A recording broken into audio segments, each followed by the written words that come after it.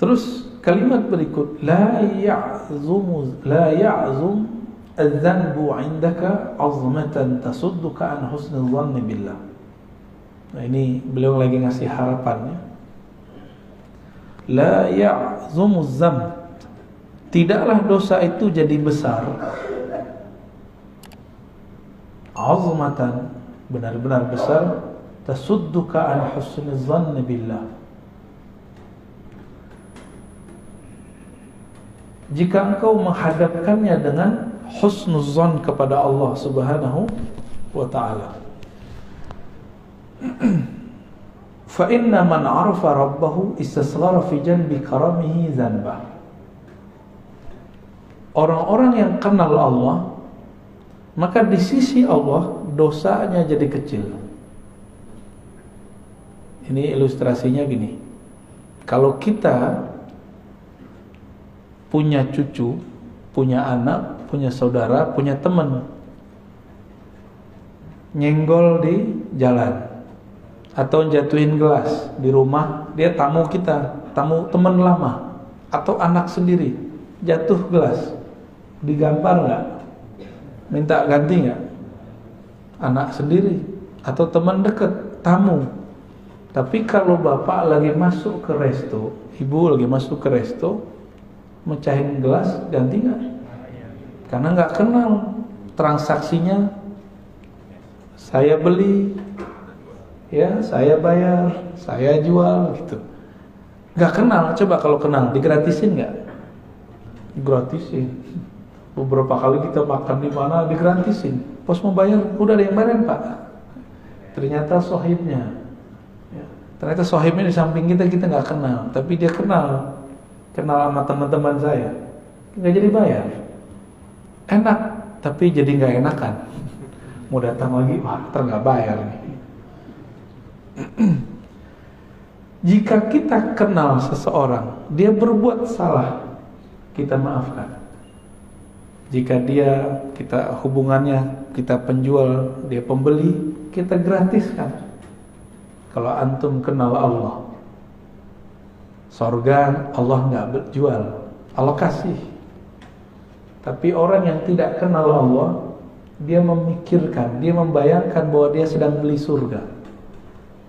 Ya, antum mau beli surga dengan sholat subuh tadi yang nggak khusyuk itu, ya, dengan zikir-zikir yang kacau balau itu, dengan tahajud yang tidak disiplin, mau beli surga, yakin. Dengan sedekah yang terbersih, ingin ditambahkan 70 kali 700. Sholawat pengen beli mobil. Yang kayak gitu mau beli surga. Ngaca dulu kita ya. Kita ini selalu berpikir kepada Allah itu transaksional.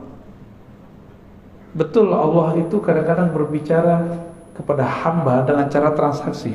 Hal adullukum ala tijaratin tunjikum min adzabin alim. Tapi ini bukan tijarah bisnis antara makhluk dengan makhluk. Ini kita dengan Khalik. Maka kata tijarah di situ jangan diartikan bisnis, jangan diartikan transaksi. Saya beli surgamu ya Allah dengan sholat. Ngaca dulu. Kita bisa tahajud karena Allah yang membangunkan, benar nggak? Benar. Atau antum bangun sendiri? Cobain aja alarm 10 kali. Kalau Allah bilang nggak bangun, benar? Beberapa kali kita begitu. Nabi SAW sendiri pun tidak memiliki dirinya. Ketika beliau katakan kepada Bilal, "Hei Bilal, tolong jaga." Bilal mengatakan, "Siap." Karena ini lagi di luar, lagi habis perang. Lupa mengatakan insya Allah. Tertidurlah Nabi dan para sahabat. Bilal tertidur ketika bersandar dengan tongkatnya. Itu Rasulullah aja nggak bisa ngelawan. Nah ini juga bukan menghibur antum yang tiap hari telat bangun ya. Jangan salah paham. Enak amat. Ini kata kunci. Man arafa rabbahu, siapa yang kenal Allah, maka istasghara, menjadi kecil di sisi karami. Ada kata kuncinya, karam. kemuliaan kemurahannya. Karena Allah ini pemurah, Allah ini kaya, maka kesalahan kita dianggap tidak salah. Tapi kenal dulu, ada orang gak percaya kalau kita ingat Allah, Allah ingat kita. Kalau kita salawat ke Nabi, Nabi kenal kita. Ada yang gak percaya, Pak. Ya, aliran macam apa itu? Kolbunya sejahil apa itu? Nabi mengatakan, man shalla alayya sallallahu alaihi asyara marrat. Yang salawat kepadaku sekali, Allah bersalawat kepadanya 10 kali. Orang yang mengucapkan salam kepada Nabi, Nabi mengatakan, raddallahu alayya ruhi. Allah kembalikan rohku. Fa'arudda hatta arudda alaihi salam. Lalu aku membalas salamnya. Berarti Nabi kenal kan? Nabi kenal. Dalam hadis yang sahih riwayat Imam Bukhari, ya, bahwa Nabi SAW mengatakan, inna a'mal ummati uridat alayya, atau uridat alayya a'mal ummati. Amal umatku ditunjukkan kepadaku. Nabi kenal sama kita. Ada seorang sahabat yang sirru Rasulullah, sirnya Nabi, ketemu dengan sahabat lain. Begitu juga Salman ketemu sahabat yang lain, dan mereka kenal, padahal belum pernah ketemu. Apa kata sahabat nih? Arafa ruhi ruhak, rohku kenal rohmu. Jadi sahabat-sahabat udah bicara ilmu roh dulu. Kita yang udah telat ya. Sampai sekarang orang masih bertanya, wah Nabi aja gak dikasih kok tentang ilmu roh. Itu salah tafsir. Yang tidak diberi itu ahli kitab. Coba perhatikan. Yas'alunaka anir ruh. Mereka bertanya kepadamu mengenai hakikat alif lam ar-ruh. Ya. Lalu ada lafaznya wa ma utitum minal ilmi illa qalila. Tidaklah kamu diberi. Siapa kamu? Antum. Antum itu yang nanya tadi siapa? Ahli kitab Yahudi.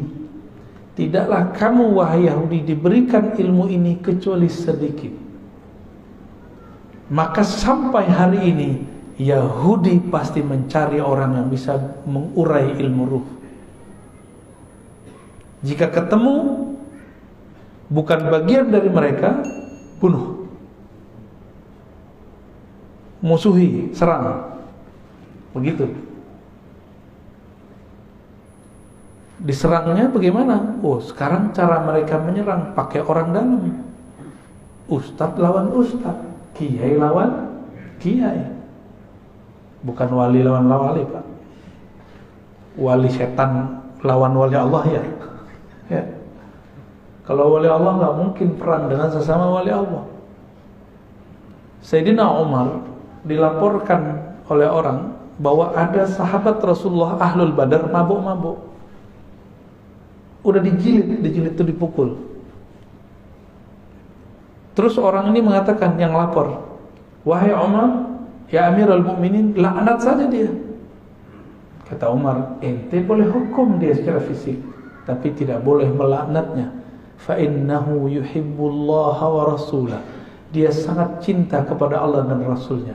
Jadi Umar membedakan hukum zahir dengan hukum batin. Hukum zahirnya kalau dia salah dihukum, diiqab, kena sanksi. Tapi batinnya kita nggak boleh main. Batinnya urusan dia. Umar ngerti apa kata Umar. Hati dia cinta kepada Allah dan Rasulnya. Yang ngelaporin ini yang masalah nih, hatinya nggak hidup ya. Fa inna man arafa rabbahu, ya. Siapa yang kenal Allah, istasghara, maka di sisi Allah menjadi kecillah zanbah, dosa-dosanya. Maka ada ungkapan dalam sebuah riwayat, man nazarallahu ilaih lam yu'azibhu abadan. Siapa yang Allah pandang dia sekali saja dengan rahmatnya, maka Allah tidak akan menyiksanya selama-lamanya. Maka orang-orang Ahlul Badar ini kan dipandang Allah sekali waktu Badar. Allah tidak akan pernah menyiksanya. Umar tahu itu, maka Umar tidak berani bermain hukum batin, hukum rohani. Dia cukup main hukum hukum zahir, ya. Itu peminum loh Pak, pemaksiatnya zahir, nggak ada urusan sama politik, ya. Sayyidina Umar beda pilihan, beda sikap dengan Ali. Mereka jontok-jontokan, tapi dalam bab kemaslahatan Umar dan Ali sepakat.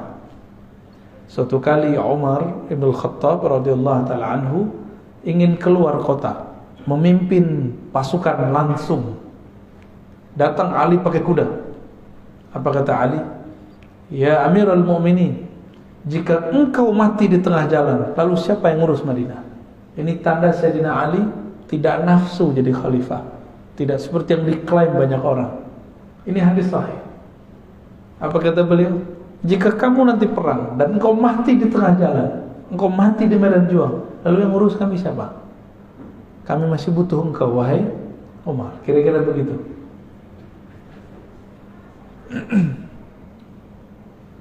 Jadi orang beda politik, tapi untuk maslahat bisa sama. Antum sudah berapa tahun nih beda politik, kok sampai sekarang masih tengkar aja, ya? Katanya ngaji hikam, ya? Ngaji hikam tapi hati masih keras. Lembutinlah hati sedikit, ya.